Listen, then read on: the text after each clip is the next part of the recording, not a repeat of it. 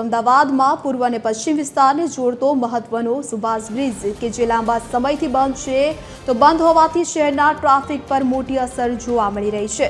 હવે બ્રિજની મરામત અને પુનઃનિર્માણ માટે મહત્વપૂર્ણ નિર્ણય લેવામાં આવ્યો છે। આપણે જણાવી દઈએ કે મ્યુનિસિપલ કોર્પોરેશનની સ્ટેન્ડિંગ કમિટી દ્વારા બ્રિજના રિપેરિંગ અને રીડેવલપમેન્ટના કામને મંજૂરી આપવામાં આવી છે। તો આ પ્રોજેક્ટ અંતર્ગત હાલના બ્રિજના સુપર સ્ટ્રક્ચર્સને તોડીને નવું બનાવવામાં આવશે।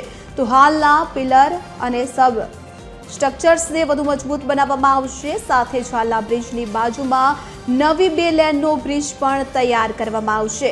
સમગ્ર પ્રોજેક્ટ માટે અંદાજે 236 કરોડ રૂપિયાનો ખર્ચ થશે। પ્રશાસન મુજબ આગામી 10 થી 12 દિવસમાં મરામતની કામગીરી શરૂ થઈ જશે। જો તમામ પ્રક્રિયા સુચારુ રીતે આગળ વધશે તો અંદાજે 9 મહિનામાં બ્રિજને ટુ વ્હીલર અને હળવા વાહનો માટે ફરીથી શરૂ કરી દેવાની પણ યોજના છે। નવી 2 લેનના નિર્માણનું કામ તબક્કાવાર આગળ વધશે અને તે આગામી 2 વર્ષમાં પૂર્ણ થવાની શક્યતા છે।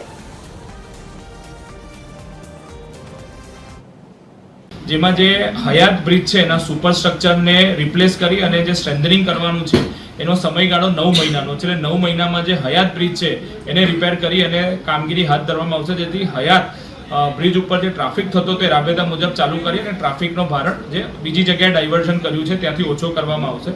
એનું 9 મહિનાની આખો સમયગાળો છે। એની સાથે સાથે 2 જે લેન એક્સ્ટ્રા એમાં એડ કરવામાં આવેલ છે એને 24 મહિનામાં આપણે કામગીરી કરવામાં આવશું, કારણ કે એમાં ફાઉન્ડેશન લેવલથી આખું કામગીરી કરવામાં આવી રહી છે।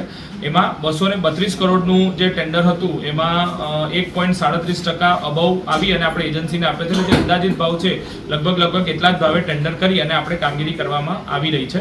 9 મહિના એટલે આવતા વર્ષે લગભગ શરૂઆતમાં 2027માં આપણે જે એક્ઝિસ્ટિંગ હયાત છે રિપેરિંગ કરીને ટ્રાફિક માટે ખુલ્લું મૂકશું અને 24 મહિનામાં જે નવી લેન છે એડ કરીને આપણે કામગીરી પૂર્ણ કરશું।